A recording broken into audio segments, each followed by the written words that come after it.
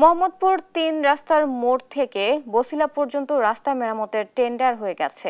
সড়ক বিভাগ কিছুদিনের মধ্যেই কাজ শুরু করবে, এমনটাই জানিয়েছেন ঢাকার উত্তর সিটি কর্পোরেশনের প্রশাসক মোহাম্মদ এজাজ। সোমবার রাতে মোহাম্মদপুর বাস স্ট্যান্ড থেকে বেড়িবাঁধ রোড পর্যন্ত রাস্তায় সৃষ্ট খানাখন্দ ও গর্ত মেরামত কার্যক্রম দেখতে এসে একথা জানান তিনি। বলেন, উত্তর সিটির কাজ যেন ঠিকঠাক মতো করার লক্ষ্যেই শীর্ষ কর্মকর্তারা মাঠে থেকে তদারকি করছেন। তিনি বলেন, লোকবল সংকট থাকলেও ঢাকা উত্তর সিটি কর্পোরেশন জনদুর্ভোগ এড়াতে নিরলস কাজ করে যাচ্ছে। একই সঙ্গে যে কোনো ধরনের জনদুর্ভোগ এড়াতে এমন কার্যক্রম অব্যাহত রাখবে উত্তর সিটি কর্পোরেশন।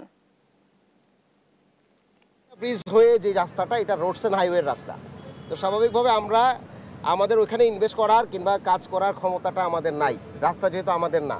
কিন্তু আমরা কি করেছি, আমরা এবং ডিএমপি মিলে আমরা রোডস এন্ড হাইওয়ের সাথে গত 2 মাস ধরে আমরা বারবার মিটিং করেছি, করে আমরা এইটার একটা প্রকল্প পাস করিয়েছি এবং টেন্ডার হয়ে গিয়েছে। তো সুতরাং এই কাজটিও খুব দ্রুত ধরবে।